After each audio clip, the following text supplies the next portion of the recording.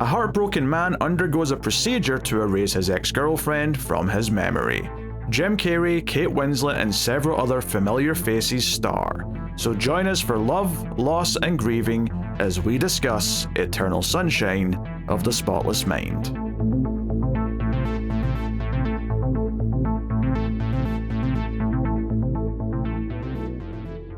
Welcome everyone to the Atomic Cinema Experiment. I am Peter, and joining me as always is David.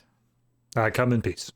This is a science fiction movie podcast. We get to get into a sci-fi movie, and today we are looking at Eternal Sunshine of the Spotless Mind, which was actually a winner of a Patreon vote. And this is obviously a pretty well-known movie from 2004, starring Jim Carrey and Kate Winslet. So as always, we'll start spoiler-free in case you haven't seen it. You can get a sense of how we feel, and then we'll go into spoilers after we've warned you. And then, of course, if you're enjoying the show on YouTube, please do hit the like button. It helps out a bunch if you do. Give us a 5-star rating on your podcast apps. And you can support the show over at Patreon or be becoming a YouTube member and get some bonuses. But I'll tell you more about that at the end of the episode. Also, David does a homework movie at the end where he goes back and watches a film that we did in the show before he joined it and gives it a little mini review. Right. I always forget to say that at the start of the show. I remembered this time. Thank you. It's only taken... How long has it been? I've been here. Like 80 episodes. You know, whatever. You get it eventually. I've done it once before, I think. Oh, okay. Well, never mind then. That's clearly a pattern. 1 in 40 seems to be my batting average. Right. So fair enough. There you go. That's how it is. Anyway, yeah. So we'll get into things. I assume you were fairly familiar with this one. Yes, this is. I very rarely am very familiar with these movies, but this is one that I have seen no less than 3 times, probably more. And I feel like my first time was somewhere around like early high school, middle school years. So it would have been within 5 years after the movie came out. And I've just revisited every once in a while because it's a very unique movie and I like the way it does stuff without spoiling too much of my thoughts. Well, I mean, the premise, which I can give out here, is the idea that there's technology that lets you erase someone from your memory. The idea that you've had a bad breakup and you want to forget the person ever existed. So there's a procedure to go through that can do that, and that's what this movie explores in a few different ways. So that's the science fiction element, and that is, it's very low-key sci-fi. It's not getting super in your face with, like, it's not like we're in the future and there's a bunch of other technology and flying cars and shit. It's pretty much present day 2004. In fact, he even says it's 2004 at one point. So it's just some science fiction technology to allow the plot of the movie. But of course, as all science fiction does, it lets them explore some ideas and themes in a manner that you couldn't do otherwise. So that is the basic gist of what we're getting into. There's also a fairly all-star cast in this beyond just the 2 leads, even though it is very much Jim Carrey and Kate Winslet's movie. There's no question they are the main pair, but there's a list of names we'll get to in a minute. But before we get to that, I'll just ask a simple question. David, what did you think of Eternal Sunshine of the Spotless Mind? I love this movie. I think, seeing it in that early high school, late middle school era, this movie does delve into, I don't want to say angst, but like that idea of, you go through a breakup, there's a high emotionality to it, and it really delves in deep to how you deal with that, how you go through that sort of emotional state and go through this breakup. And it's something that back then it resonated with me just on an emotional level of getting sort of that stuff through. But then as I revisit it over and over throughout the years, I really, really come to appreciate just how much of a vision that you would have to have going into this sort of movie. Everything from the editing, the directing, the production design, all of it is so finely tuned to give you this sort of ethereal memories being erased feeling, and it does it in such creative and unique visual language that, like, this is just one of those movies that I can imagine it being like maybe remade or something like that, but the magic that is here at this point, I don't think that could ever really be replicated truly again. It just has this vibe to it that feels, also it's I'm sure it had like studio backing to some extent behind it, like actual money, but it feels so relatively small and indie comparatively as well. Like for something that has such great production design, it has this small, cozy feel to it. And it blows me away every time I go to watch it. And like you were saying, the cast, I mean, it's not, I wouldn't say it's all like A-listers, especially at the time, but even now it's tons of names that you're definitely going to recognize. And I don't think there's a single face in this that's like, who's that guy? Yeah, there's like eight or nine people that most people will probably know in some fashion, and then a couple that you might know depending on how much of a movie nerd you are or whatever else. So yeah, I mean, it's a good movie. It's a very good movie even. I think the concept is great. What it's trying to like explore is great. I think there's some interesting narrative structure choices that were made in the film. There's just good chemistry between the actors, which is important since we're dealing with a romance effectively. All that stuff is really good. I will say on this viewing, and it's been a while since I'd seen it, because I'd seen this back in like, I think I watched this when it hit pay-per-view, back when that was a thing, right? A movie would come out and it would hit pay-per-view before it would be on the movie channel some months later, before it would have, eventually be on like regular TV, back when that mattered once upon a time.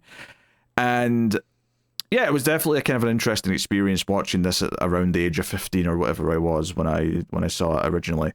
And I think watching it this time, I did kind of feel a little bit like the B plot kind of like over dominated some of the middle of the film a little bit, where I kind of felt like we almost like drifted away from the central characters in a way that I was kind of feeling like, you know what, this is still good, but I almost don't need as much of these other characters. Like, I think like they're doing it to an extent to explain some stuff it's almost like it's funny. I didn't feel this at the time when I first saw it, but maybe it's just because I've been watching movies for another 20 years since, but it almost feels like it maybe goes a little bit over explainy in some ways, where I'm like, I almost wish it was a little bit more, of a puzzle for you to decipher to an extent. Not entirely, but just not, maybe not quite as explained. Like there's moments where like Jim Carrey literally just says things out loud, as he's figuring it out along with the audience, and I'm like, you could have just let the audience like have that realization on their own, I suppose. But right. I think I'm offering some critique here because like, yeah, it's kind of a beloved movie. I remember it being very good, and I still think it is very good. I just think that there's there's a couple things that I could maybe see room for improvement or whatever. And it does definitely feel very much of its time. It does feel, regardless of it being backed by Focus Features or whatever, it does. And Focus, to be fair, do have kind of an indie feel to them, even though they are a studio. It does feel like an indie movie from 2004, and all the baggage that comes with that, whether you like that or not. It has a very specific shooting style, which feels of the era, and I think it fits the movie because it's a very kind of like raw, emotional, kind of shaky cam kind of thing. But it definitely feels of that era. So if that's something that doesn't appeal to you, I could also see that maybe rubbing you a little bit the wrong way. But it's I think it fits what the movie's doing. So I have some minor critiques and some things. I guess all I'm saying is that I'm coming into this with like, yeah, there's some things that I'm willing to criticize. I'm not coming in just going, oh, I'm going to no qualms, like, I'm not it's not unconditional love, I guess is what I'm trying to say. Right. I'm coming in with like, no, it's really good and I respect the hell out of a lot of it. I think there's so many positives to bring up. But there's some things I can maybe look at now and be like, yeah, this isn't completely perfect. There's some dings here or there.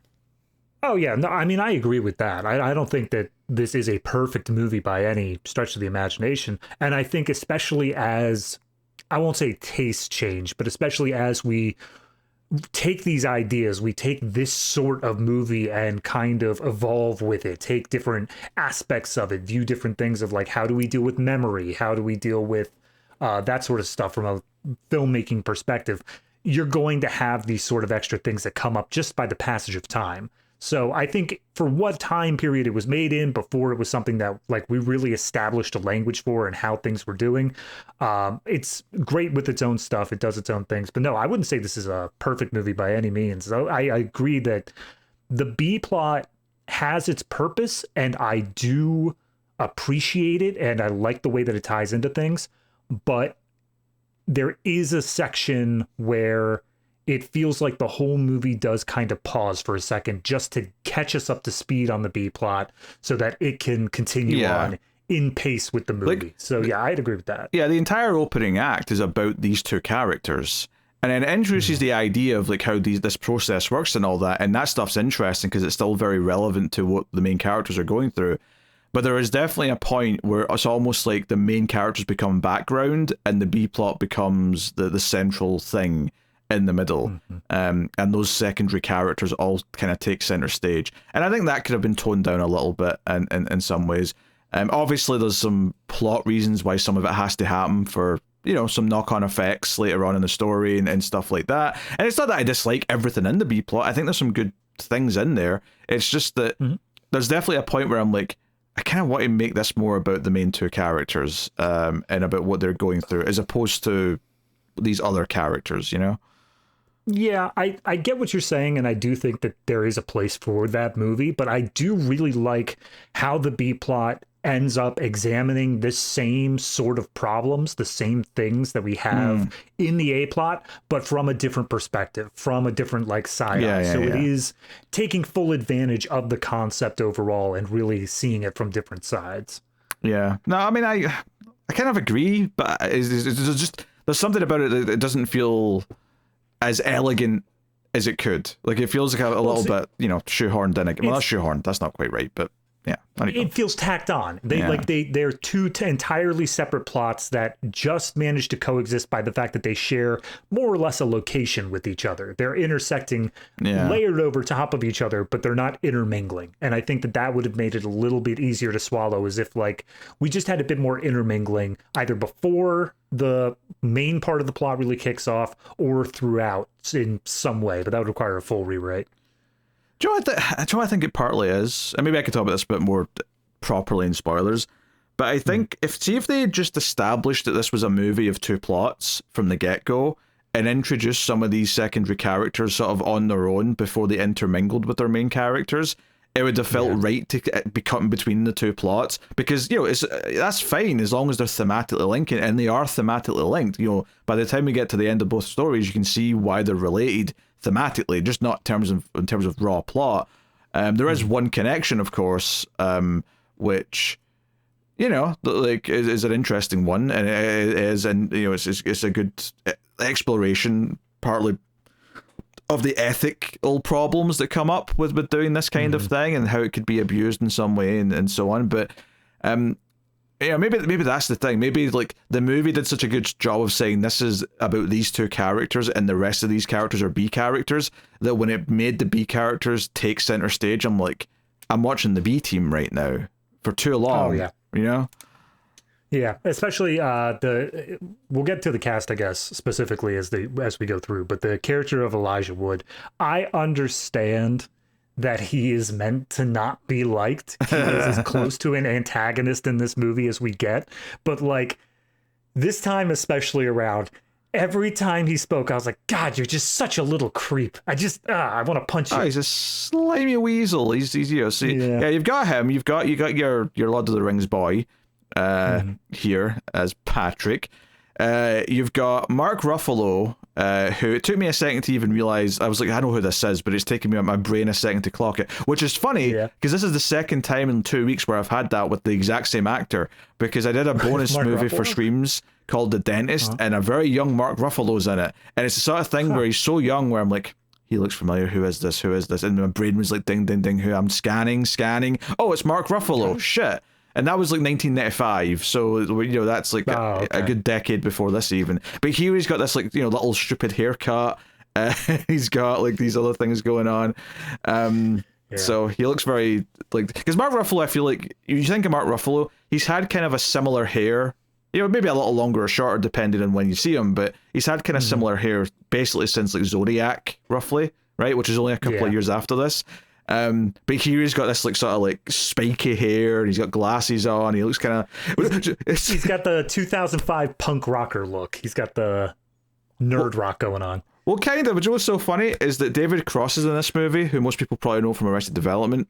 I saw Ruffalo first and thought, is that David? He's got a bit of a David Cross kind of like look to him. Okay. Not the hair, but like the little soul patch. And I'm like, I don't think it is, but like, and then David Cross showed up, and I'm like, oh, there's David Cross. Who's the? Oh, it's Mark Ruffalo.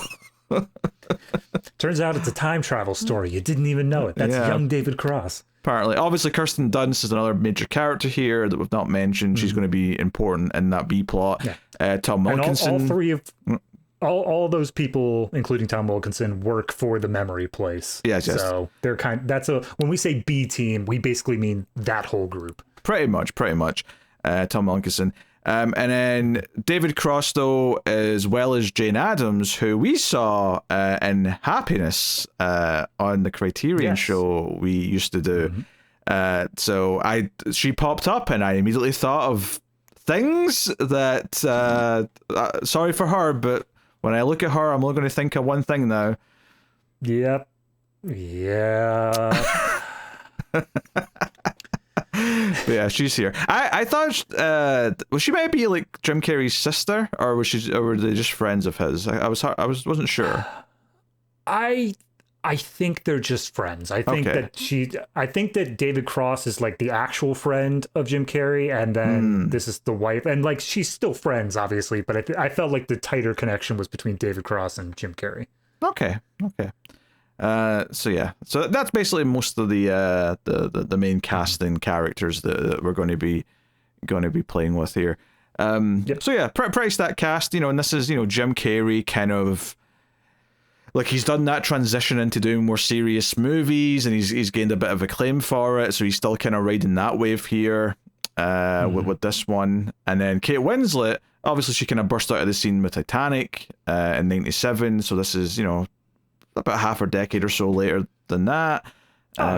So she's been doing tons of good stuff in the in between there. Yeah, and I mentioned Lord of the Rings for Elijah Wood, but again, Return of the King came out in 2003. So this is like a year after. So it feels like a lot of them are just kind of like just after their big like breakout successes. Not immediately, but like, they're all kind of in that post we made it big kind of thing. Kirsten Dunst is literally in the middle of her tenure as Mary Jane in Spider-Man during this. Like Spider-Man 2 came out this year, so it's literally right in the middle of that period of her life. So I wonder how long the turnaround time on this was, like in post, because obviously it has a lot of stuff that it does editing wise, and like not so much visual effects in the normal sense of the term, but it does have a lot of small. Yeah, it has some stuff.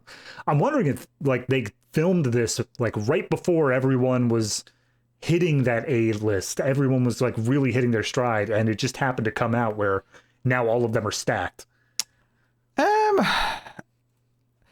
The lead time on Spider-Man 2 would have been longer. If I was to bet, I would say this was shot after Spider-Man 2. And I would also say that Lord of the Rings was all shot as one big production in like, I don't know, 1990, 2000 or something like that. I mean, I don't know for sure exactly what the time frame was, but I know they shot all three of them as one big thing. So unless there was maybe some like late reshoots that Frodo went back for, I feel like this is probably way after he shot those movies. So Wikipedia says 6 weeks of pre-production, and then actual shooting was mid-January of 2003. Yeah, that sounds fair. Yeah. So, I mean, that's still, everyone was in their A-list there. Obviously, Jim Carrey hit his A-list back in like the 90s. So he was ages ago, yeah. So, no, it's interesting. It's funny because I remember when this came out thinking of this as late Jim Carrey. And it's obviously it's been another 20 years. But to be fair, it's not like he was doing, other than the Sonic movies, he's not really been doing that much for the last like decade, to be honest. Yeah. Well, he doesn't need to. I'm sure just like how much money he's made in the past and then residuals, he's able to just live comfortably doing whatever he wants. Very lately. But that's the thing. I don't think he'd have done this. I mean, I don't think this movie probably paid him that much relatively. I'm sure he made his fortune with his comedies and whatnot. And then this was probably like a little, like he wanted to cut his, his chops on some serious acting kind of thing. Well, I mean, behind the camera, this is written by Charlie Kaufman, who obviously is a very famous name in like screenwriting and stuff like that. He is very big there. And then directing wise, I actually looked into him. I think it's Michel. It might be Michael, but I think it's Michel. Michel Gondry, who as far as I can tell, kind of just defined the look of like alternative rock, punk rock music videos for a while. He was doing like all of the White Stripes music videos, a bunch of Chemical Brothers stuff. He was just the guy to go to. As you do. Yeah. So, I mean, you're talking about this is very much of the era, very much shot that way. I feel like this guy kind of defined that style a little bit. Like if he was making all those music videos of the era. I mean, he may have very well done. It's because this is right kind of getting into the time period where I associate this kind of look with movies, so maybe this is pretty influential. But even something like Rocky Balboa, for something we've done on Collector's Cut. Like, if the Rocky Balboa is of the same era of this movie, it's just a couple of years later, and I think there is some crossover in the visual style. Not all of it, obviously, because it's a very different movie, but like the kind of the intimate shaky cam kind of drama kind of look is very much something that was a big thing around this time. Right. But maybe this was one of the earlier examples. Maybe this is what helped start that trend. I'd have to go back and actually look at a bunch of movies to say that one way or the other. Yeah. One other thing I just wanted to bring up at the backside is Jim Carrey, well after everything happened, he went on to a podcast or something and said that apparently about a year before production began, he went through some sort of breakup with someone, didn't clarify who, and he was very sad. He was very broken down about that. And Gondry saw him and said, like, that's perfect. Can you stay in that mindset for like the next year while we get this movie going?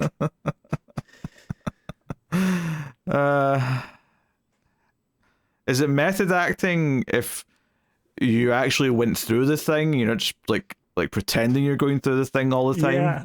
I think that's beyond method acting. That's just like, that's like abusing a human being. It's like, oh, you've been traumatized. Let me get my camera. Just hold that pose right there. Now, instead of Jim, we're going to call you Joel, but it's basically the same thing. Keep going. Yes. You're Joel. Well, it's Barry in the movie, but I was going to say, like, you're Joel Barry. Joel Schmary. Anyway. Joel Canary. Oh, there you go. Perfect. Yeah. Anyway, so I mean, yeah, the movie is obviously good. I mean, I think we have to really get into spoilers to really start digging into things. But yeah, I mean, the movie does have a bit of a score. It also has a few choice songs for key moments. There's diegetic audio, characters listening to songs in the car, you know, in the apartment, whatever. And all of it very thematically relevant. It does seem very, very finely picked out. It's not just like, here's my playlist that the director likes, looking at you, Zack Snyder. It does feel like they're very intentional, and that's cool. I would say that I like the ending of the movie. I think we might debate a little bit exactly what the ending's saying, but I think that's partly why it's good as an ending, because I think it's a little bit open for discussion. So I'll leave that there, and if there's anything else you want to add before we get into spoilers, now's the time. Not really. I mean, I would say this movie is, I think, best enjoyed not knowing as much as you possibly can, because even going into it, I knew it was regarded as a good movie. I didn't really know much more than that, and anything I could say right now that talks about like even the structure of the movie is, I think, going to rob you of a little bit of enjoyment from it. So I would definitely go in. If you're on the fence, check it out. It's very much worth it. And then come back and listen to the rest. It's best enjoyed after you have a fight with your partner, right? Basically, intentionally sabotage the relationship to the point where you're probably going to break up. Go watch this. And then after that, it's not on me if you actually patch things up, but maybe you'll be in the right mindset. Yeah, I mean, that's what I did, because like I was talking to my wife and I was like, hey, we should watch this, so I'm just going to fight with you for a while. And then, you know, things got bad, things got heated, and we didn't end up watching the movie together. She had to go to work, so didn't really work out there.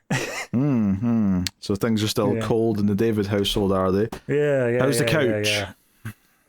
I wouldn't know. She packed that one up and brought it into the bedroom out of spite. So I'm just imagining her with super strength, like lifting the couch over her shoulder. Just be like, you don't get a couch. You could have the floor. I get to sit in my office chair here. It's very comfy. All right, so we're going to spoiler warning then for Eternal Sunshine of the Spotless Mind. You have been warned. We're going to get into it. And I think this is one that we're probably not going to go through in order per se, just because of the way the movie is, what it's doing, right? And it's out of order inherently in and of itself. So, but I do think that bringing up how it's structured is also very important to the movie, because it sets up all these false expectations for you right from the word go. Here's the funny thing though about what this movie does with its structure is that, one, I don't think it tries to hide it for very long. I think it gives you big hints early as to what's going on that I don't think is a big surprise when it's more clear later on. I think you kind of get into what it's doing very quickly. And it's got that thing where other movies that have come since, or TV episodes, where I've almost been able to predict certain things and their twists, because I'm like, well, the natural thing is to just make it important where we started. So, this idea that the movie presents itself as if, man meets woman, they hit it off, romantic kindling seems to happen.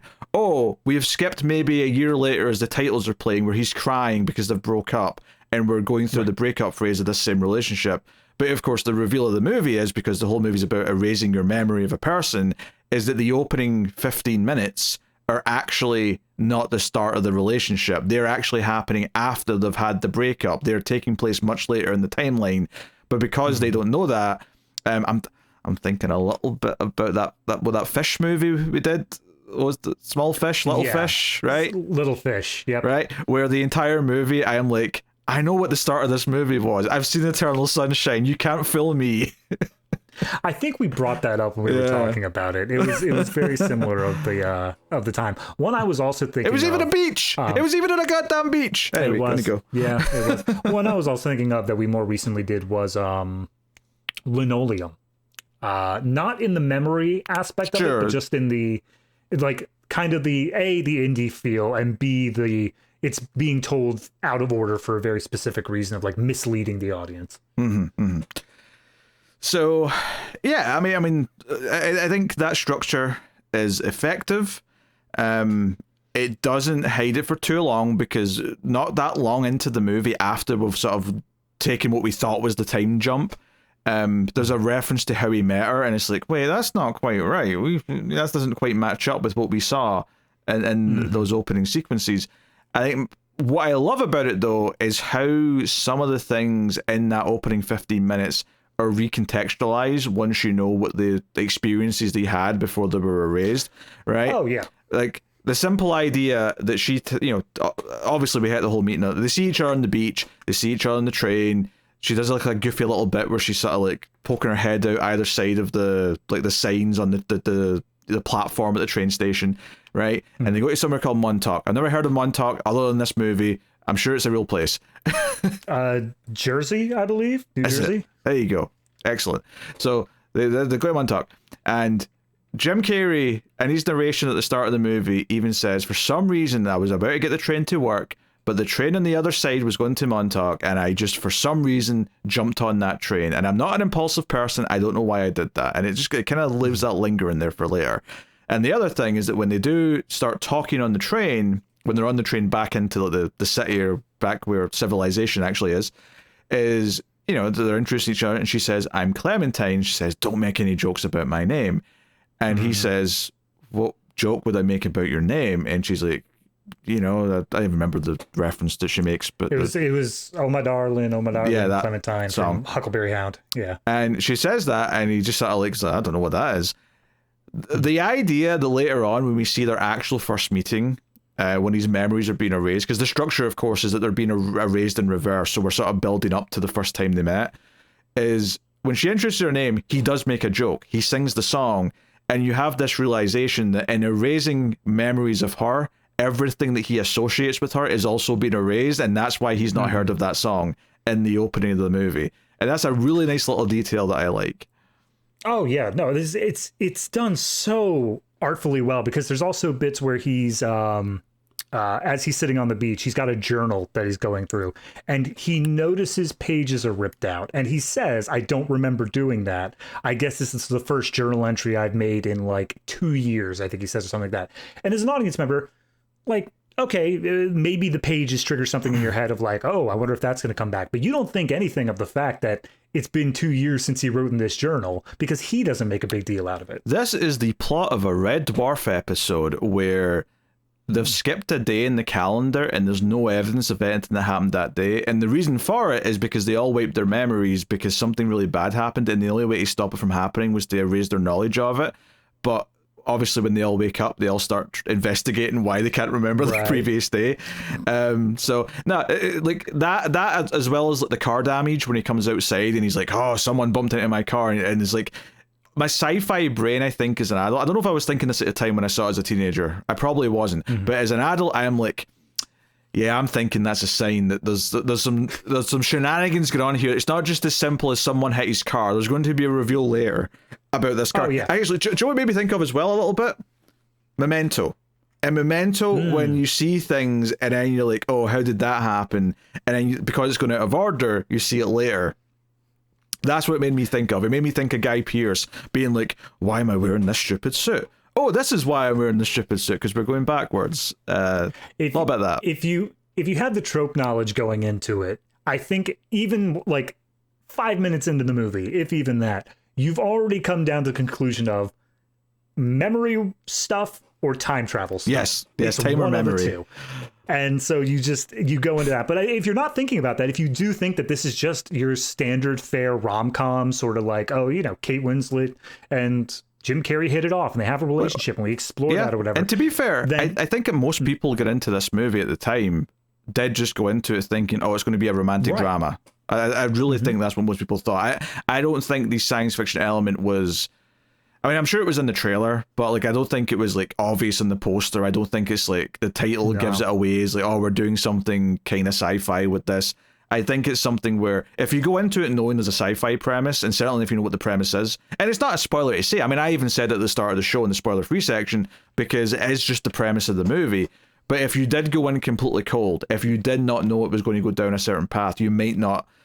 You know, but if you know it's going to have a bit of a sci-fi element, I think you're going to pick up on all these little clues at the start, these little things that he's noticing or saying as hints for later, and you're going to treat it as a bit of a puzzle. And you can treat it that way if you want, and the movie does work well enough if you treat it that way.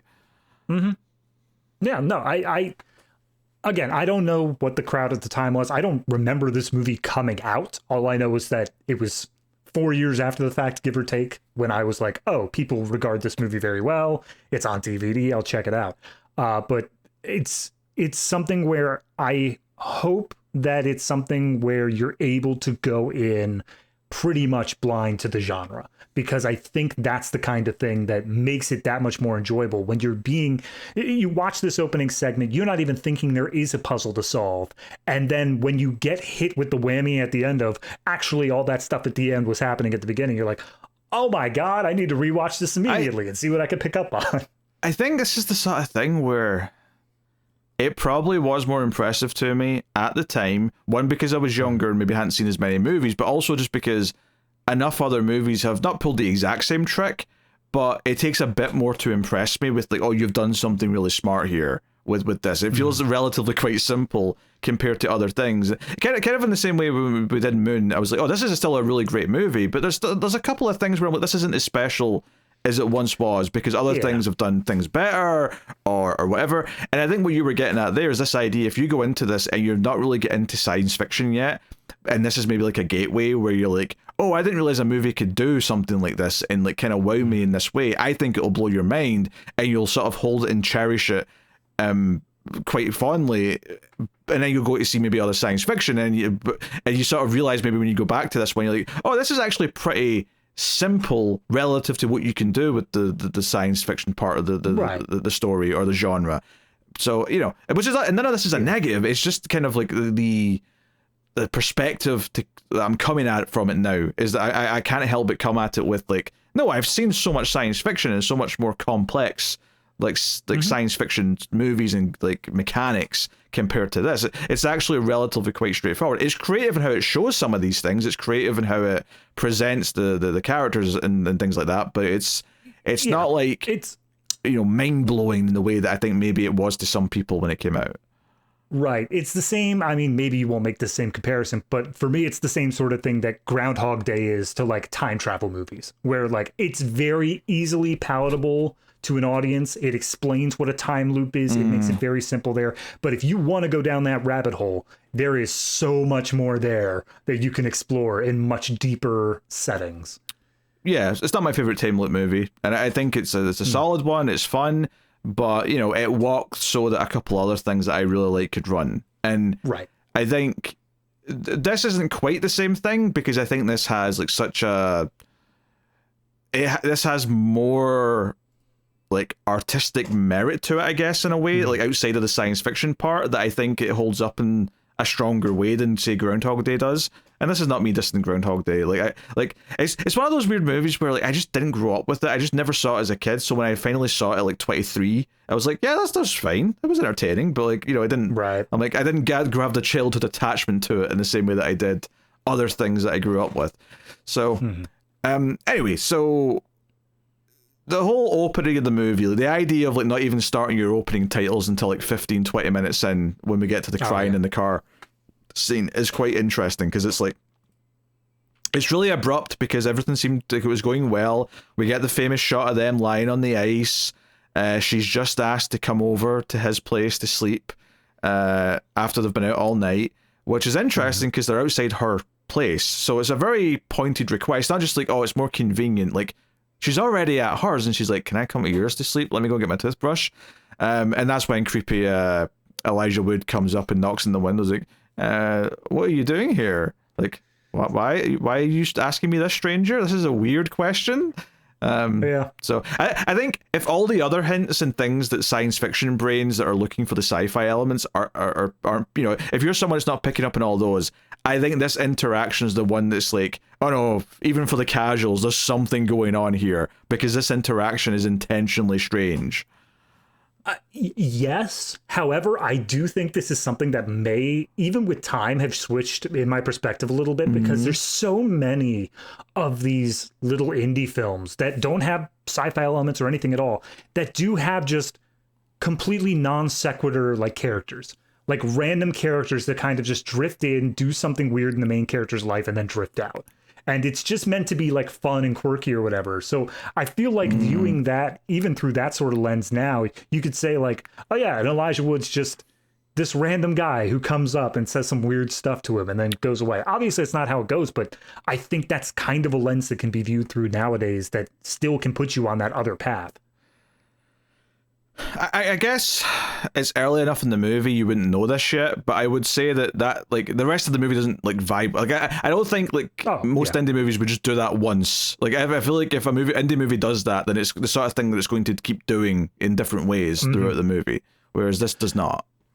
Yeah, the thing that I'm thinking of, and obviously this does have sci-fi elements to it, is Donnie Darko. There is a character that is like this fat guy in like a windbreaker or something like that that's like keeps showing up. He's just around the main characters throughout the plot, and it seems just completely non sequitur, completely random or whatever for the sake of having the movie. But then it turns out that he is actually a slightly deeper character if you look in the background a little bit more, make it more fleshed out. But that's the sort of thing where I've seen that pop up, where the movie just wants to be quirky, so we just have those characters. But I agree that at this point in the movie, it could be anything. As we progress, that's not something that it really is doing. Like, we have a cast of 7 people. We don't really have a weird one out of the bench that just disappears. Yeah, I don't think most people's instinct should be, oh, this is just a quirky one-off weird cameo from Elijah Wood. It's probably setting something up, and it feels like it's setting something up, which it is. So, yeah, I mean, that's the opening, and the chemistry is very good, even though there's an awkwardness to them, which makes them feel like real people. Because you know, she's kind of hot and cold. She kind of gets annoyed that he uses the word nice, which becomes a recurring thing throughout the movie. At least they'll laugh later on when Elijah Wood's like trying to be the new boyfriend and he says something's nice and she's like, nice? What did you just say? He's listing off all the things he loves about her. He's like, you're kind, you're beautiful, you're all these things. And then he ends with, and you're so nice. And she's like, what? What was that?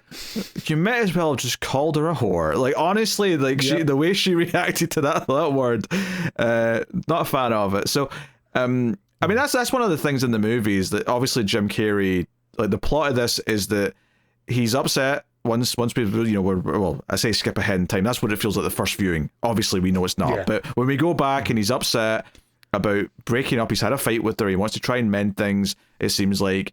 And like a neighbor mentions, oh, Valentine's Day is coming up, and you've got Clementine, aren't you lucky, eh?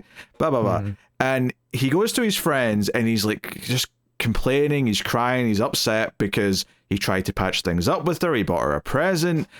But when they went over to see her, not only did she seem to be into some other guy, some young guy, she also acted like she didn't know who he was. And David Cross eventually just says, oh, I'm going to tell him, and the wife's like yelling at him and like, no, he deserves to know. And he whips out this like basically like a business card, and it's basically just a little thing that people have gotten around in their lives and their close friends, anyone who would be relevant to this, a little card that just says, Clementine has chosen to erase her memory of Joel. Please do not mention their relationship to him ever again. To her, sorry, yeah. And I'm like, well, first of all, if I can put on my sci-fi brain for a second to just sort of analyze the world a touch here, in what world shouldn't Joel also get this card? Because he's the one most likely to go and talk to her. So the way that I took it, and I can't guarantee that this is the right way to read it, but I don't think that this method should be or is typically used for breakups. I know that they're saying Valentine's Day is the busiest time of the season or whatever like that, so maybe I'm completely off base on that. But the one thing that tells me about it is the fact that one of the women that we see in there, two women actually, one of them is a dog holding like, it's holding like a bone and a bowl and stuff like that, stuff that has to do with the dog. And the other one is just a very much older woman that implies that the person has passed away, that it's someone that is not currently around or anything like that. So that tells me that it should be, you're erasing things specifically that don't have the chance to be recurring, don't have the chance to run into them again. Yeah, I was going to say that I thought there was an implication that maybe like he did get it sent in the mail and it went into his neighbor's mail instead, because there's a little moment where he looks at the guy's mail in that scene. However, when he goes to the company to ask about it, Tom Wilkinson says, oh, I'm so sorry, you should have never have seen that. So that clearly indicates that he wasn't supposed to see it, which does raise some questions, given that he's the one who's more likely, it almost feels like for this to work, both parties have to agree to do it together, because otherwise one of them is probably going to go to the other one, especially since he's definitely not given up on her yet. He wanted to go and patch things up. He wanted to get her a present. He was still trying. Yeah, I also think that this kind of goes into Kate Winslet's character, where she is very rash, very impulsive, does things just, by the seat of her pants. I think that this is sort of thing where typically most people that would go to do this, it's something that is only after like a period of grief where like the relationship has been over for so long, but they just can't move past it and there's nothing else they could do. Where she basically didn't even have a breakup conversation with them before she did it. Right. Yeah. They were just, we see later on in the movie their last like conversation or whatever, one of their last things. Was a fight. And he says, Valentine's Day is coming up in like 2 weeks and I want to deal with whatever before that. This takes place on Valentine's Day. So within 2 weeks, less than, because this is Joel already getting the process done, she's already been like, that sounds like a good idea. I'll go ahead and do that. Yeah. Also, they do like...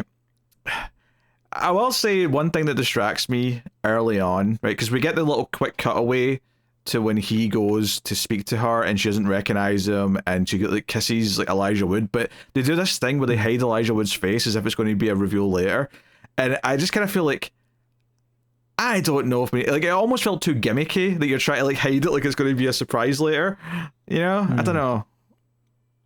Because they do it a couple times. They do it in the doctor's office as well, when he kind of like stumbles over and like drops some papers, and you just sort of like see the back of his head. They're clearly trying to hide his face, for the sake of Yeah. it's not even a reveal per se, because it's very gradual still, but just like I don't know, they want to like make him feel like this weird, like almost presence in Joel's life before we get the reveal of what he's up to. Yeah, no, I get what you're saying. I feel like that's more for the character stuff, but I do understand that it does seem that way for the audience, where we're hiding it from that. I think the biggest issue is that during that sequence where he goes and talks to Clementine and Clementine's talking to Patrick, but his face hidden, is that I think everyone knows that's Elijah Wood. Like, he has a very distinctive voice comparatively. It's not something where you could be like, I wonder who that barely over 5 foot man with the slightly higher pitch is. Could be anybody. Could be any Hobbit. Yeah. Sure, it's Samwise Gamgee. Why not? Yes. So, yeah. I mean, that's a minor quibble, that one. And it's not like something the movie keeps up for very long, but that scene in particular did make me like, this is a bit gimmicky. They're hiding his face like this.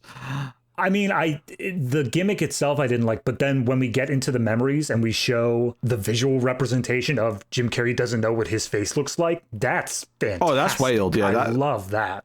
Yeah. I almost just wish it was like more of a, I don't know, maybe a phone call that she takes where she speaks lovingly to someone. So it's more, more hidden in a natural way, as opposed to this, like, it's like the start of The Simpsons where like everything's covering Bart's penis kind of thing. Yeah, fair enough.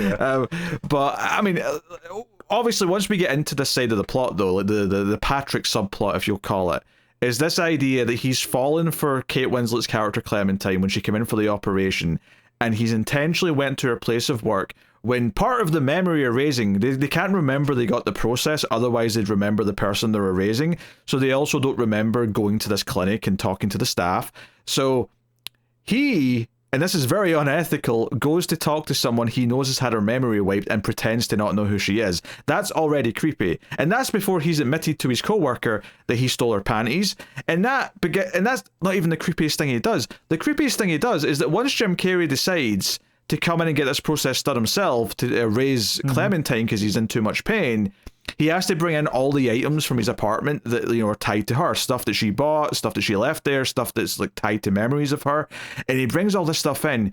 We see that Elijah Wood later on has kept as much of this as he could, and he pulls out pages of Joel's journal and tries to like say the lines that won her over the first time, and it's so creepy. It's so stalkery. Oh Jesus, that's like, you could make this a horror movie about this guy trying to like woo her. I had visually something crossed wires in my head where instead of seeing him, like, there's a shot where they're both in Joel's apartment running the thing. Mark Ruffalo's in the back, Elijah Wood's in front, and Elijah's like facing camera, and you see Mark Ruffalo in the back. For just like a frame, my mind replaced him with his character from Sin City. And I was like, no, that's still the same character. Like, it's still the same guy. He's just as creepy. It's so creepy, and you can see how this is so dangerous and how it can be abused by anyone who's like connected to doing it. And obviously there's a different way it's been used with other characters later when we get to, but this entire thing, but one of the thematic things that I loved about what they explore with this, obviously, like, there's a whole creepy side to this. Like I say, you could focus on this and make it a horror movie if you really wanted to. But one of the things they do with it is that when he does say some of the things that Joel said that did land, that were these connecting moments between the two of them when they're lying on the ice, which is the big example we get, but even in other examples, is that she immediately just is like turned off by it. Like, she can tell something's not right. Like, and it's this idea, before you even get to this idea of them like being genuinely destined to be with each other, whatever, that's like more of a broad conversation for other parts of the movie. I think if nothing else, it's telling you that, no, there's a genuine attraction between these two people that went beyond just what he thought of to say in the moment. It's not just a case of like saying the right thing. It's because they actually feel something for each other. Going back to Groundhog Day, that's an entire segment of that movie where he says something, it goes really well, and then the day resets. He tries to imitate it the next time around, and it doesn't work. He's not doing it naturally. It's not something that's coming up naturally. And Elijah Wood's character gives the excuse somewhere halfway through that he's never had luck with the ladies. It's something where just, for some godforsaken reason, all the ladies find him a little bit creepy. And so he's having to literally say the words of a guy that has been there in order to get his foot even in the door. And that's the sort of thing where it just works so well, not only from the viewpoint of examining the themes and like saying the natural is always going to feel different than reciting it after the fact, but also just making his character as creepy as humanly possible. Oh yeah, he is. He's a little creep. And you know, that's basically it for his character. There's the one moment where after we're really near the end where he goes to try and talk to her and she just yells go away at him multiple times. He's like, can we talk about it, honey? Like, go away. And she just yells at him. It's very satisfying. Yeah, it's just after they get like they find out that they did have these procedures done, because that's the other part that I don't think the world has fully examined. Like it's open, but the idea that you also get your memory wiped of the fact that you wanted a memory wipe. Yes. Like, and obviously that has to happen so that you don't think about, well, why would I want a memory wipe? Oh, there must be something I was forgetting about. But it does lend huge credence into the fact of like, what if there's malpractice? Like, what if something does go horribly wrong? Like, this is an entire thing that should be... It's the idea of trusting, like, say, a doctor to put you out so they can do a procedure, and then they do something nasty. Like, this is, you could do even more here because they're wiping your memory. They can literally do something awful and then wipe it from your mind. Like, the ethical side of this is so murky, and that's obviously one of the... I mean, by the end of the movie, clearly characters have decided this is horrible and this should never happen, and there's a reason why we don't do this. But, like... One of the big things about the movie, of course, is just the human side of it, which is, you know, Joel wants to get rid of these memories. He's in too much pain. And the first few memories he's getting rid of are, these fights, these horrible parts that aren't really nice. And then some of them are a bit more mixed, where they're talking about, you know, her wanting a baby and him kind of like throwing it away at the side, so let's not talk about it. But then, you know, he starts getting to happier memories. He starts to get to a memory where he's like, you know, just messing around under the covers and they're just joking about. And he starts saying things like, oh, can I keep this one? I want to keep this one. Right. And that's where you start to get to the sadness of the story, which is that, you know, the happier memories are still worth having in some capacity. And that keeps going further, where he starts actively trying to keep a hold of them, where Kate Winslet's character in his memories starts being kind of like aware of the situation and is trying to help him like keep the memories. And it's kind of sweet in this weird way, where part of the plot inside his head is that he wants to try and like hide her in memories that aren't connected to her. So he takes her to like a childhood memory because she wasn't there, and therefore they won't come looking for this memory when they're trying to get rid of it. And this leads to some weird situations. It leads to some comedy, because one of them's where he's a teenager and he's jacking off to like a comic book, and it's like really embarrassing and kind of sad, and you know, she's just lying next to him being like, this is gross, Joel. I really love the way that they describe how the system works, and they show this while they're doing the process, is collect everything up that even like kind of reminds you of her. We're going to show them to you one by one, map your brain, and then effectively we're just going to go in with a electronic scalpel and just take those bits out. We're just going to fry out those memories.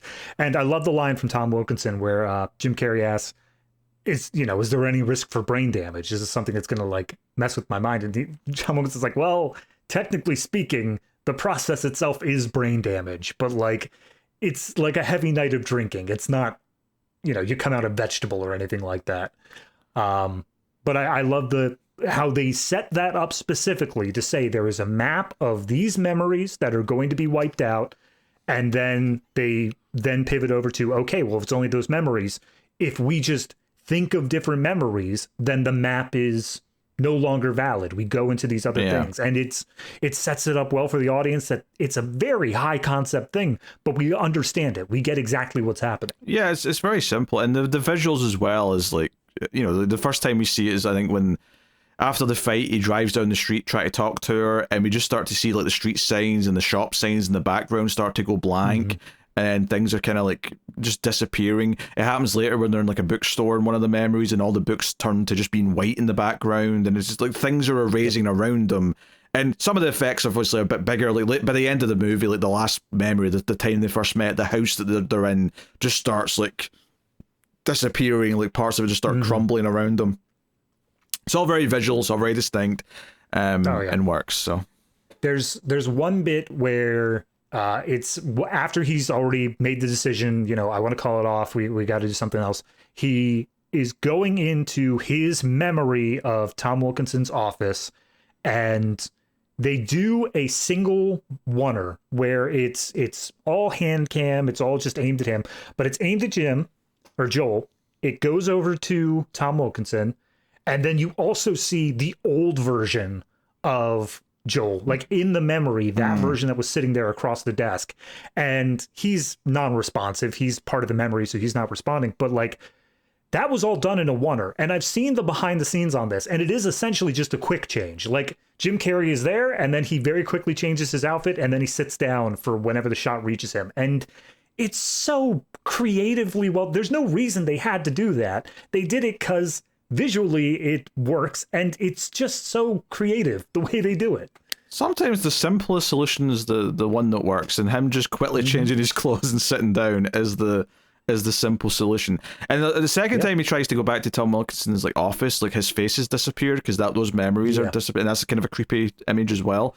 So there's a bunch of that stuff going on, and like this idea of him trying to fight to keep these happy memories is kind of like at the core of the movie. Is this idea of like it's unhealthy because he can't heal if he doesn't remember the relationship. He can't mourn it. He can't, time lets you heal and grow and consider the good and bad parts. And obviously what she's done to him is very cruel by erasing him, and that's why he's done it in retaliation. But he's realizing during the process, and we don't know for sure, but like, it's not impossible to think that maybe she also, at some point halfway through the process in her head, if she was having the same kind of experience, might have also regretted the choice before all the memories went away. So it's it's an interesting way to look at this type of idea. I mean, that's the sort of thing where I bounce back and forth between how I view it, because Clementine, obviously, as a character, is very impulsive and rash. It doesn't feel like she really thinks through things very deeply. So the fact that the end of this movie happens where they are able to run back into each other implies that she does have at least some lingering memory. So in my mind, that's one of two things. Either A, she did the same thing that Joel did, where she had regrets halfway through, she tried to save him, and this is what she came out with. Well, just to explain something, because I think this feeds into the point you're getting at here, is that in the last memory, when everything's fading away, and they do a whole thing where he left that night originally and went back to apologize, and the relationship started from there, and he's like, oh, maybe, and she's like, hey, what if you just don't leave this time? And he tries to stay, and it's a whole thing.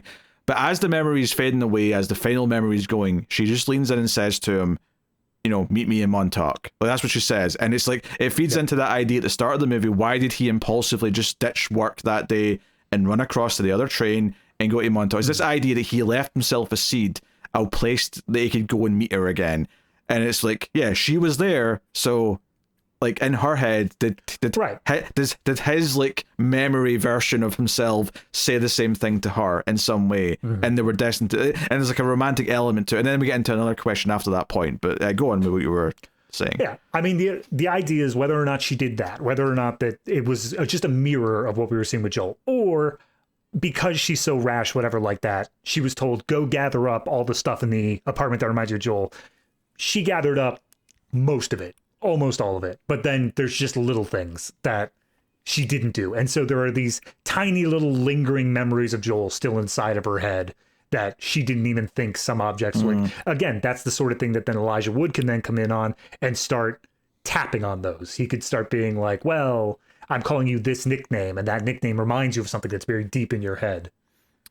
Yeah, I don't think it's that she remembers them though. Like, I think when they meet each other, after like the process has happened, and I also like the idea as well that she says she wants to go up to this place with the frozen lake. She says that to Elijah Wood, and they go up there and they lie in the ice, and he says the things he's going to say. I like the idea that she was already wanting to go up there, and then this was kind of a bust, but then she runs into Jim Carrey again and starts the relationship afresh, and that's what she asked to do. She says, hey, I want to go up here, and they have their time in the ice, kind of thing. So it's a nice point. And she falls on her ass, which I forgot about until they reminded us when she looks at her bruise, like in the mirror. Yeah. Towards it, I was like, why has she got a big bruise on her ass? Oh, aye, she fell. I feel like that just has to be from the viewpoint of, for the people who still aren't getting the timeline, for the people who don't understand that we jumped back ahead, here you go. This is what it is. Yes. That's the only reason I could think they had that moment. Because I think at this point, it's this idea of this hopeful romanticism of there was still something inside that left a breadcrumb for him to follow, and that's why he made that choice to get on the train that led to meeting her again. But what happens once we get to this, like, you know, this, I don't know why I call it an epilogue, because it's still the end of the movie, but like, when we get to this last section where, okay, they're forming a relationship again, she's saying, hey, can I come over to yours? We get back to that point. But when she does that, there's a package left for her, and we'll get to why we're getting this in the B plot. We'll do that separately. But Kirsten Dunst's character has sent out to everyone who's had this process a letter explaining the process and a tape of their interview where they explained why they're wanting the process done. And she's like, oh, this is weird. And she's in the car with them, she puts the tape in, and she starts talking about Joel and saying things like, oh, he bores me and I've become this lesser person and whatever. And he's like, are you messing with me right now? What is this? Because he also doesn't remember her, and he's like, what is this bullshit? To the point where he just stops the car and lets her get out and like shoos her away, and she goes off, and I don't even think she can be that mad at him because she knows how weird this must come across. Oh yeah. This is a guy that, for all she knows, she literally just met, and yet there is a tape with her voice that she does not remember making, calling this guy out by name and saying extremely mean things about him. I don't think either of them are in the wrong for how they react in this situation, because it is bonkers how weird this moment is. Absolutely. And obviously he's going to have a tape and a letter waiting for him as well. So when she makes the choice, and because she looks around her place and whatever, but and she shoos away Elijah Wood, because this is where Elijah Wood comes up and is like, can we talk about it, honey? I love the way she yells at him, because it just feels like, stop, get away from me. Even if like she still might kind of like him deep down or something like that, because he has been saying the right words, that level of unnaturalness that he just gives off, you can tell she's like, I'm done with this, get away from me, stop talking to me. But when she goes to Joel's, obviously he's got a tape too, and it's playing when she arrives, and she can hear what he's saying about him, to the point where he's like, hey, I'll turn that off. And she's like, no, we should hear what it says. And he's saying, he says the thing that made her angry in the fight, the fight before the breakup, that was not even a full breakup technically, is that he said, oh, like, you've been out to 3 a.m. I assumed you had sex with someone, because that's how you get people to like you, is to have sex with them, or at least provoke them with the idea that you might do it. And, they're hearing all these nasty things be said about each other, with no memories of the relationship. And it's kind of awkward. They're like, oh, he's offering her a drink, and it's kind of cold and weird, to the point where she gets up and says, oh, like, I just kind of need to go. Clearly this is like, we broke up. Clearly that was the right thing, and this is a whole mess to get into. But of course, he makes the choice to run out after her, and the final scene of the movie is just them in the hallway of his apartment building, and him coming up and saying, just wait, because and he doesn't even say the words, but he clearly is just trying to indicate that he's feeling something here, and that maybe they shouldn't just like abandon this. And she says, look, if this happens again, clearly I'm going to feel all these things. I listen to myself. I'm going to hate you. I'm going to get bored. I'm going to think of this. I'm going to think of that. And he just responds with, okay. And the way he says it is him saying, I'm okay if it gets to that point again. Clearly this is worth experiencing.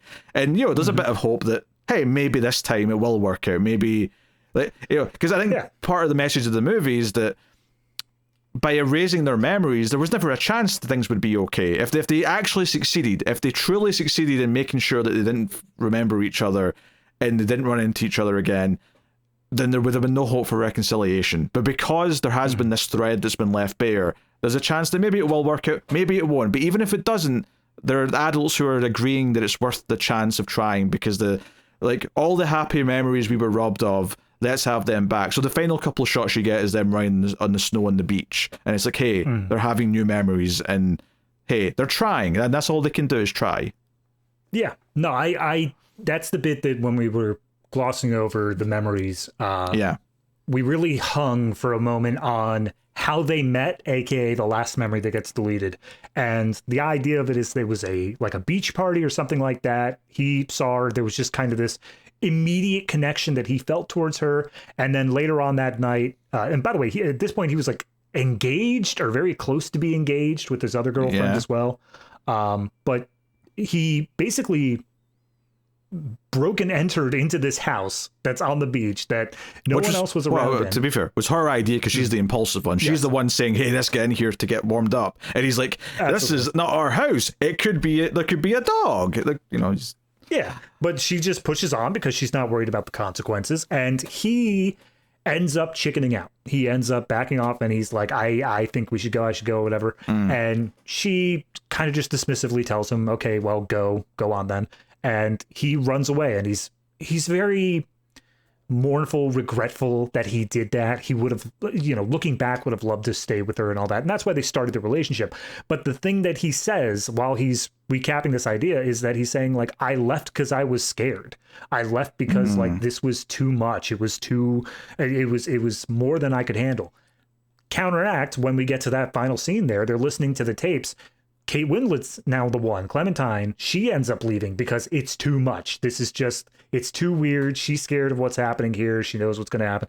And so she ends up leaving. And it's him who finally says, no, I want to fight for this. I'm going to stay this time. And so it's this good little mirror to show, even when they're put in similar situations, growth has happened. Their memories were erased. They don't remember anything, but they've still managed to grow and want to do something different this time.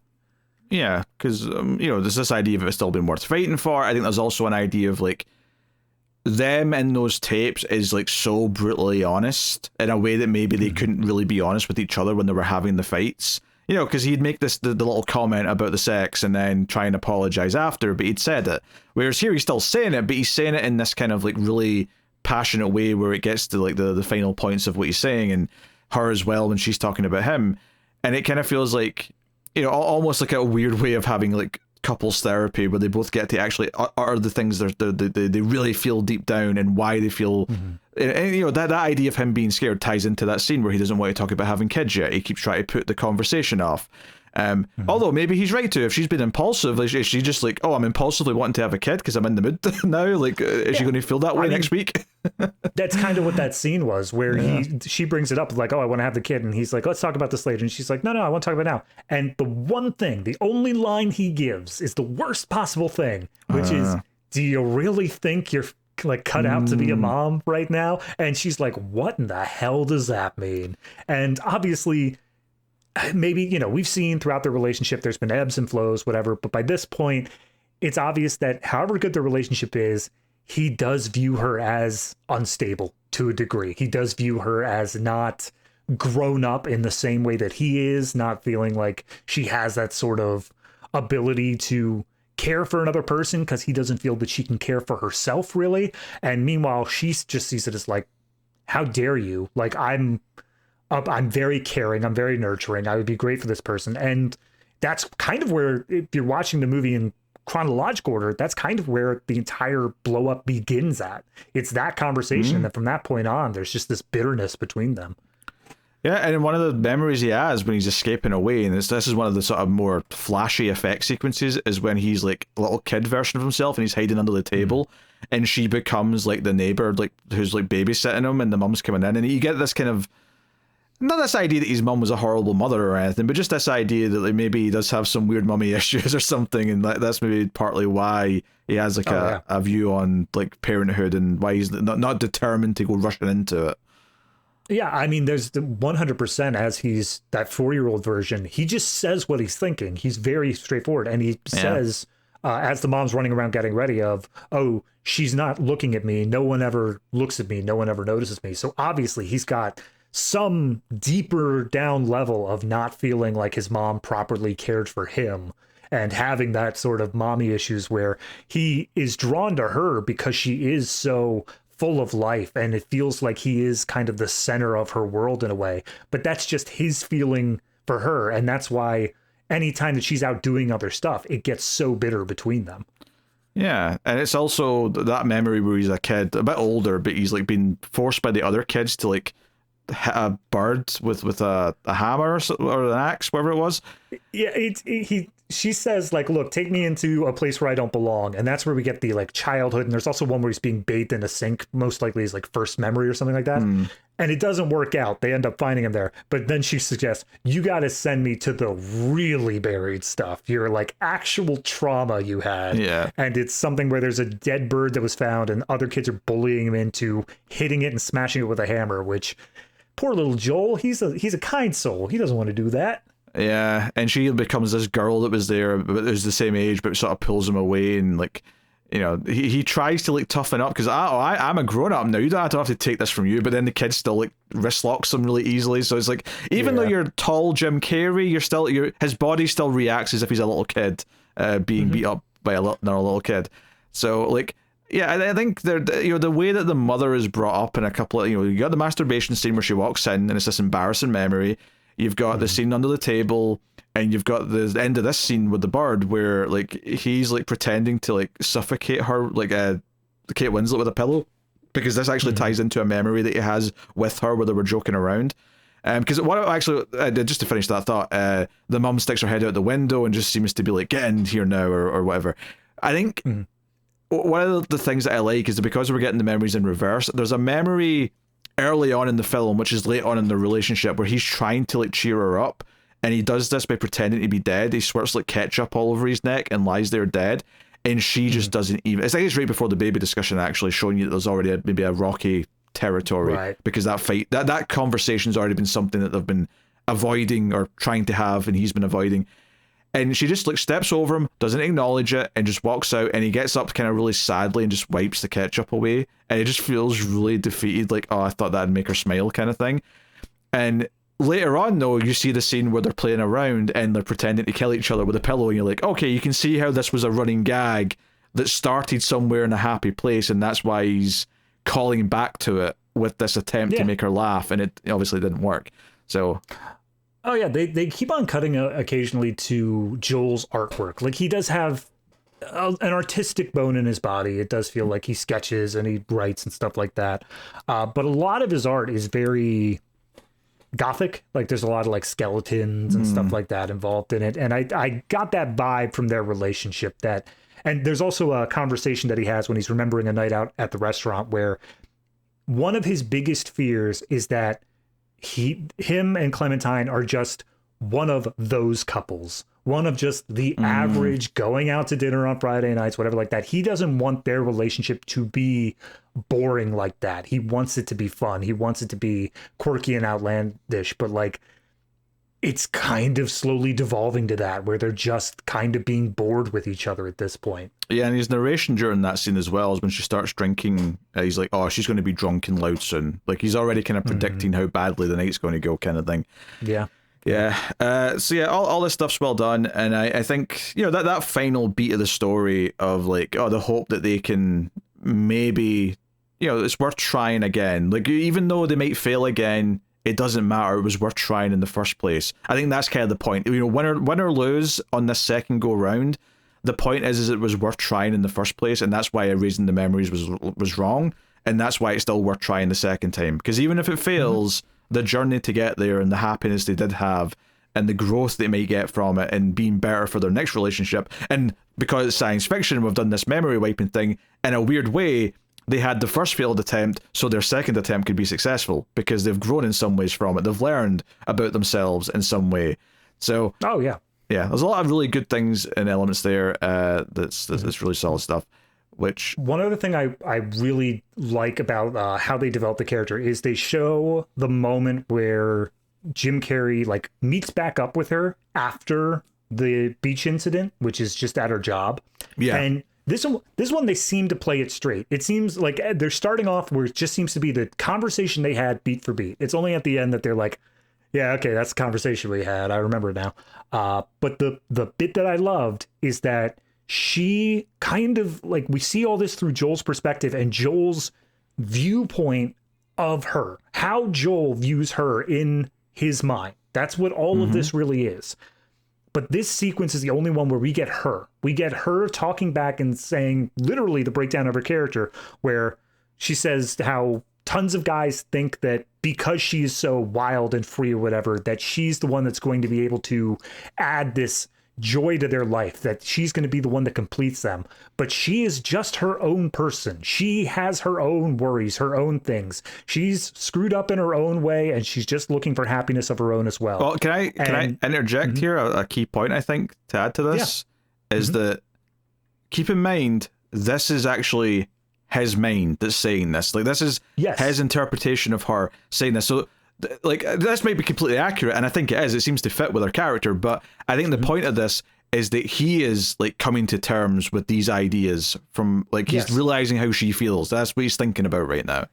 Exactly. And that's the bit where she repeats the line later on, like literally right at the very end. She says the exact same thing as she's trying to leave the apartment. So clearly this is something that is in her head to some extent. There's another parallel in that scene, actually, when before it gets meta, where she's just talking about as if she's, like, aware of what's going on, and it's just in the flashback dialogue. She says, "Oh, I can't be with someone who's with someone else. If I'm with someone, then they're with me." And he just says, "Okay." And it's kind of like when he says "okay" at the end, and basically the implication from he's okay there is that he's basically saying, "Yeah, I'll leave her. Like, I like you more. I'm actually wanting to pursue this. This isn't just like a fling on the side. Like, that's not what I'm asking for here," kind of thing. Yeah. So there's that his response of saying "okay, I'm going for it" is repeated in their original agreement to start dating, and also their new agreement to start dating at the end. Right. Yeah. And then the scene continues on where, again, they get meta about it. They say, like, yeah, that was the conversation we had, all that stuff. But the bit that got me was that Joel reveals, like, even though you said that, I still was thinking it. I was still thinking that you were going to be that in my life. Like, that you were going to be that missing piece I needed. And I think that's the bit that changes. That's the bit that when we go on the second time around now, he knows that all of this bad stuff is there behind the curtain, just waiting to be revealed. But he still wants to go into it anyway. He knows that she isn't going to be this defining part that makes him happy no matter what. He knows there's going to be downsides, but he still does it. And that's the part that I think has really changed across this. Yeah, that's his growth. Yeah. If you want to boil it down to one key thing, that's what he grew out of this. So yeah, to go to the B characters, because we do have to talk about them a little bit. Yes. Because obviously the whole thing with them is we get introduced to them as we're getting introduced to the clinic. Kirsten Dunst's character Mary's like the receptionist kind of character, and the others are technicians, and then Wilkinson's like the doctor who's developed all this. He's the big head honcho, and it's very clear from the very first scene with them that Mary's a little bit like in awe of him. It's like, oh, his work is magic, and she sort of looks at him and smiles as she's leaving the room, that kind of thing. The hints are there. I think the thing though for me that I think I didn't really need in the movie is that when they're doing this process and Jim Carrey goes home in his pajamas and he's agreed to let them, he takes a sleeping pill and he agrees to, leave the door open for them to come in and do their thing, hook him up to the machine, and like,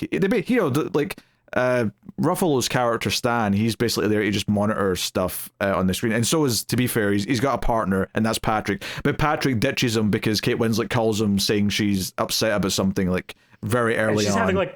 She's having an episode. She's having like a panic attack because she's like, something's not right and I don't know what. Yes, we know what. We've got a good idea what, but she doesn't. So, but Mary comes over, and I think this entire, like, I don't want to call it a comedy subplot, but this entire thing of like, they are just hanging out, drinking, getting high, and like they literally have like a plate of food just resting on Jim Carrey at one point as they're talking, and it's just this idea of like, just how unethical they're being and like unprofessional. Like, I feel like I like the point we get to, which is the idea of obviously like, Tom Wilkinson's connection to Mary and like that side of it, right? But all of this, we're just going to we just party around the person while they're asleep. I felt like it was like a silly element that didn't need to be here for the themes of the movie. Maybe you disagree, but I don't know. That's the part for me where I was like, I could do with less of this. I don't need it. I agree with you that it feels very out of place, especially because like it's not like it's coming back up in any major way. Like the characters, as we move into like the deeper, more plot relevant side of things, like they say they're stoned, they say they're drunk, but really the characters could be anything. They could be slightly tipsy and the plot would still work out the same. Yeah.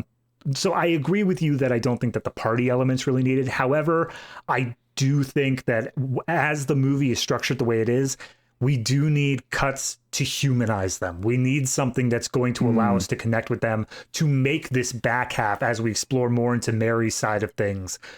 We need to be able to humanize her somehow here. And if maybe the party element doesn't work so well, but whatever they chose, it needed to be something here. It was a little bit much. And I also don't know how I felt about Jim Carrey, like hearing what they were talking about sometimes and like sort of realizing things about what Patrick's up to while he's inside his head. I don't know if he needed to know any of that whilst he was, because him fighting to keep the memories was all he really needed, I think, like in his story. Yeah.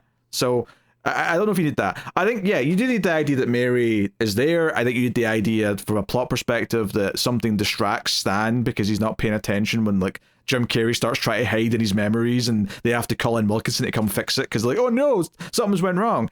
But just all the party stuff, because that's the stuff where I was like, oh, we're spending a lot of time here in this real world stuff. It's almost like taking away from the pacing of the in the head, main two characters that I want to kind of spend time on. But so it's just maybe it's like a slight pacing thing. Maybe if you just like reduced it by, I don't know, like if you just take out like 5 minutes of their screen time, some of the party stuff, it probably would fix how I feel to an extent about how much time we spend versus the other stuff. Because if at a certain point it does feel like the plot inside the heads does kind of just pause while we're dealing with these characters on the outside at times. So I'll disagree with the pausing during the party stuff, because I feel like the party stuff only ever really happens as the juxtaposition of Jim Carrey saying, like, can I wake up? Can I wake myself up out of this? Can I do whatever? Any of that sort of things. I don't think that it really pauses for the party stuff. The part where I think that it pauses is we get that whole long extended sequence of Patrick talking about taking the panties and doing all that other stuff. Oh, yeah. And only going back into the head to showing the parts that he's able to hear inside the head. That's the part I think it slows down a bit too much in. I'm kind of including that in the party stuff because that's like they're drinking together before Mary gets there. So I'm still kind of including. I think it's like kind of accumulation thing. By the time we got to like where like they was doing stuff with like having to bring in Wilkinson, I'm like, oh, we've been cutting to them a lot, and I don't know if it needs to set up as much stuff. Like I think having Mary be there distracting Stan is really all you need in a lot of ways. But obviously what it does get to, this idea that Wilkinson's wife has got this look in her face when Wilkinson leaves to go and fix this. And then she shows up and obviously Kirsten Dunst makes a move. She's like, oh, I love your work, doctor. Like, I feel so many things. Do you like quotes, doc? I've got some quote. I'm going to give you the title of the movie because I'm such a little poetry fiend, so I am. And she goes over and kisses him, and this is when Wilkinson's wife's showing up, and she sees it, and it's like, oh, he's having an affair with a younger woman, or he's about to, or whatever. And the reveal, of course, is that as she's going away, the wife isn't mad at Kirsten Dunst. She turns and says, oh, she doesn't know. And she turns to Wilkinson and says, don't be a monster, tell the girl, and drives off. And that's when we get the reveal that they already had an affair, and she had her memory erased, and they say that it was something they agreed to. But of course, when Kirsten Dunst goes to find the tape of her interview, if you will, it's like you hear him say, the line that sticks out is him saying, we agreed to this, which isn't we agreed to this. That always means I convinced you to do this, and I'm saying it's the right thing to do, and you're listening to me. He's literally saying, like, oh, when I first saw you, I was attracted to you, and like you did all this stuff, and I'd have fantasies. And then she starts crying and basically says, I don't want to do this, please. And he's like, we agreed, we have to. And then at that point, if we were talking about all of the ethical dilemmas that the existence of Elijah Wood brings up. Oh, yeah. I kind of just want that on a t-shirt, not even talking about the movie, just the ethical issues of Elijah Wood. This aspect is the worst part of it, because then it becomes this idea of, okay, well, this woman who works with you, who does all this stuff, she was never made aware of her own medical thing. And when she does become aware, it sounds like she was coerced into it. And so all the review boards go out the window. You go into jail. And the funny thing is this wasn't even like a non-consensual affair. Like, it sounds like the affair itself was consensual, but just imagine this being used in even worse ways, where it's not a consensual, it's a harassment, it's assault, and then they just wipe their memory, and it's like all the dominoes of like how bad this could get. But even in this scenario, Kirsten Dunst feels so like she does such a 180 on the technology and the idea that anyone can do this. And that leads to her decision to, send out the tapes and all the letters. We see the morning after, like, everything has just burned to the ground. On Elijah Wood's side of things, the relationship is screwed. Like, Clementine wants pretty much nothing to do with him. She's not answering calls. On the Mark Ruffalo side of things, he was seeing Mary to some extent. They were a couple. So at least recently, yeah. Yeah. So that's kind of gone out the window because she's now so upset. Obviously, Tom Wilkinson's marriage is just ruined because this is now the second time that he's had this affair. And Mary is completely... she's lost her rose-colored glasses for this entire thing, and she's taken all of these patient folders, which Mark Ruffalo runs into her as she's taking out her stuff specifically, not any patient folders. And she's like, "Did you know about this?" And he's like, "No, I had a suspicion every once in a while, but I never knew anything. And I'm not the one who did your mind wipe. Like, I'm not the one who did your procedure." And that's only when, they go their separate ways. She opens up the trunk and we see she's got all the patient folders, and we get the clear reveal in the next scene of she sent out the tapes. She's undoing what has been done.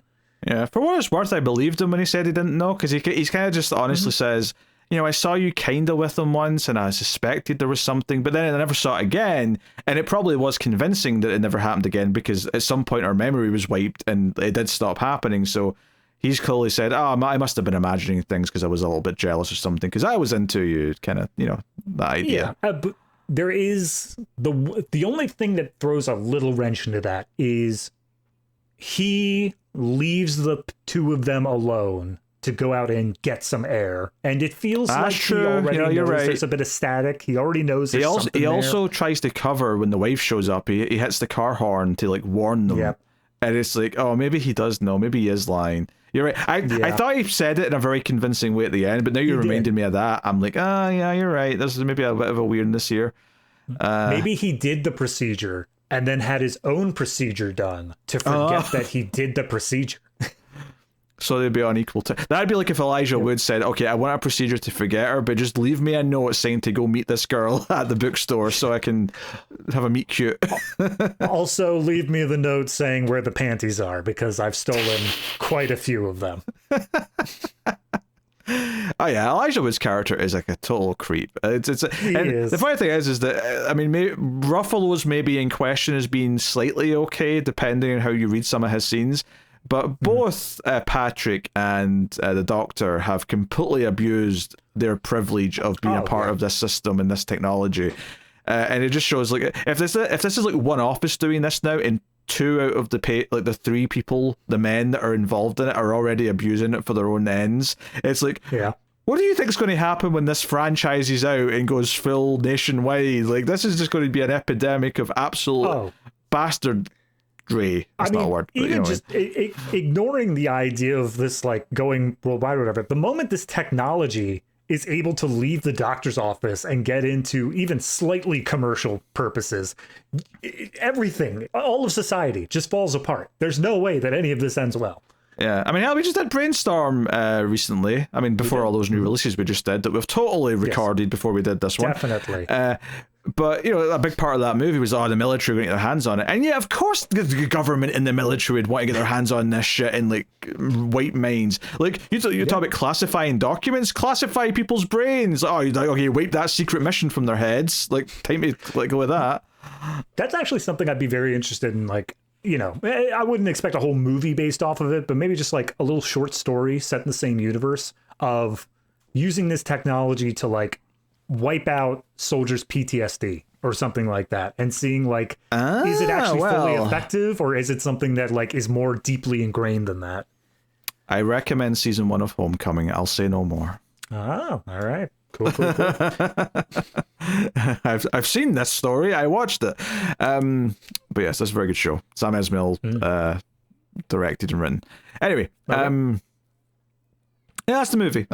Yeah, we obviously stuck to the main two characters and then went back and talked about the other ones because they're kind of separate to an extent. But there's an overall great aesthetic. It's a nice length. It doesn't overstay its welcome. My only real thing is that at some points I felt like we were cutting to the B characters a bit too much and took a little bit of focus away from our main plot. But the heart of that main plot, I still think holds up really well, which is this idea of him not wanting to lose those memories, and then ultimately wanting to try again, even though knowing there's a potential for the same heartbreak, because it was still worth it.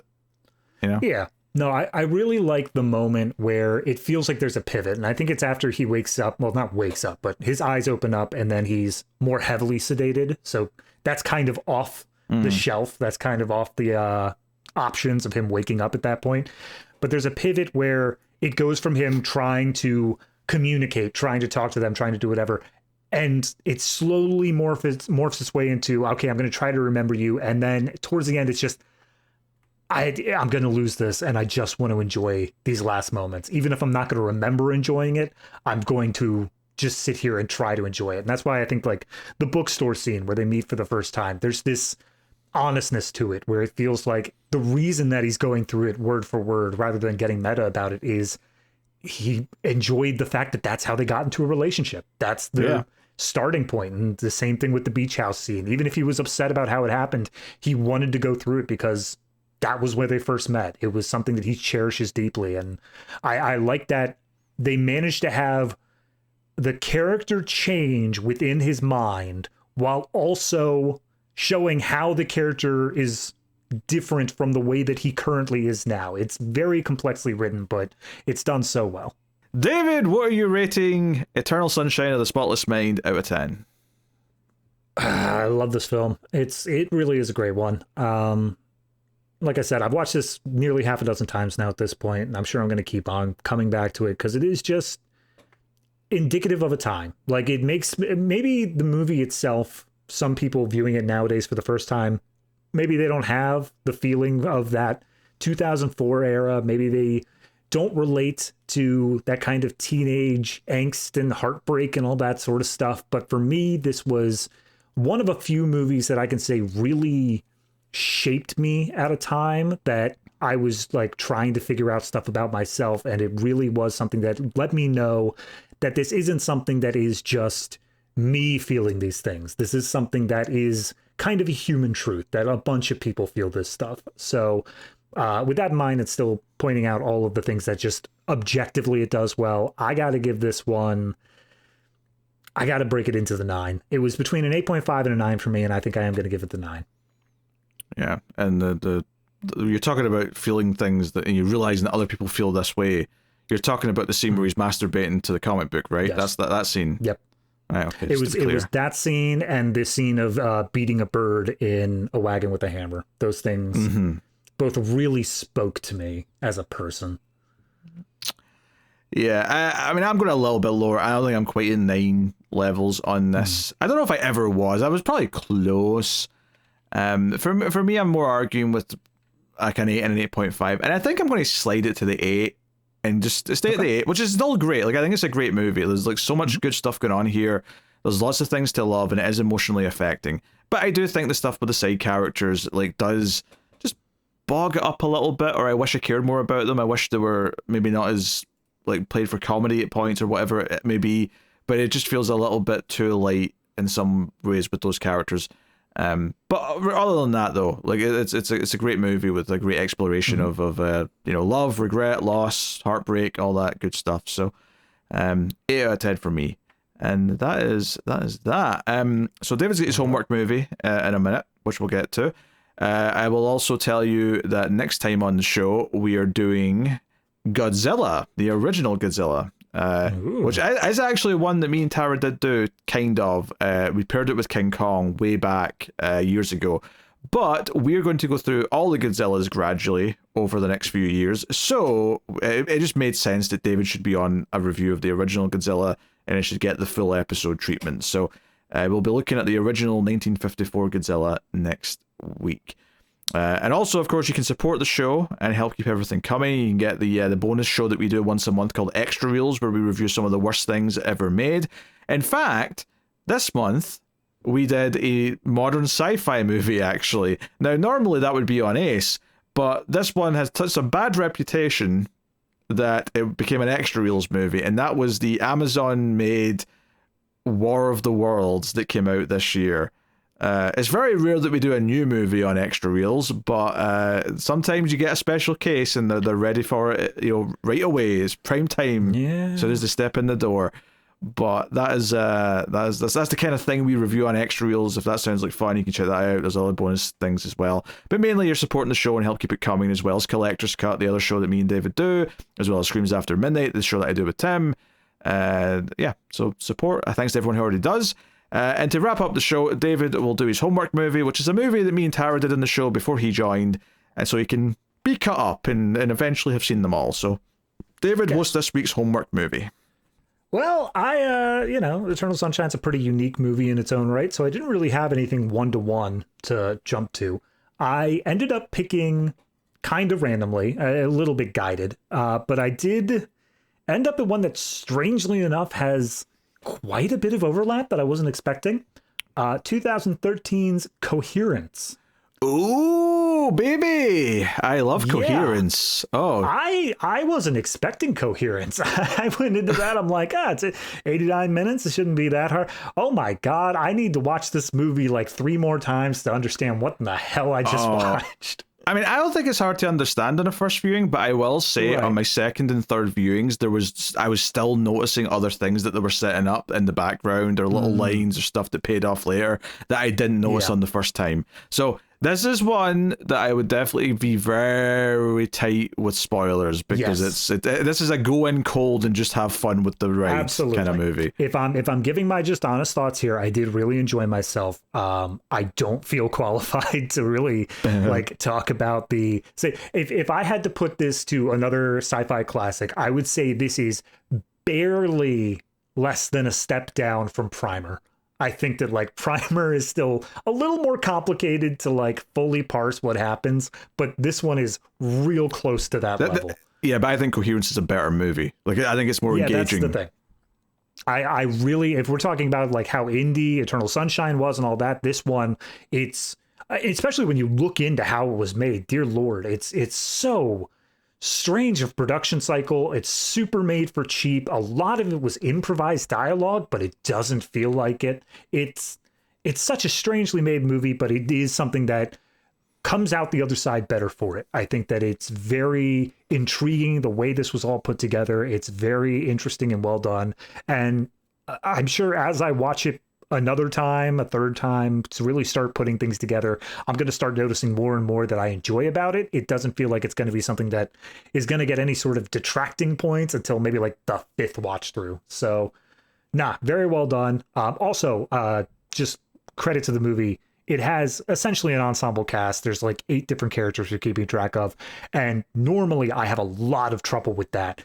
This movie just glided easily. Like, it was absolutely... all the characters were so clear-cut, well-defined. I didn't have any trouble keeping track of who was who and which personality was which and all that stuff. So, yeah, if I have to give it a number, boy, it's something that I'm sure the number will increase as I watch it again, because I really was not expecting this going in. I have to say, I may not have been in the right mental space for it, but I'm going to say this one is an 8.5. But I have the very strong suspicion that on a second watch through where I'm really getting it more attention, it could get up above the 9 for me. It's a gem. It's one of those, it's not a movie lots of people talk about. It's absolutely a gem. It's one that I love to recommend. So yeah, that is the show, everyone. That is the Atomic Cinema Experiment. Thank you very much for joining us. We'll see you next time. Keep watching science fiction and computer ad salsa.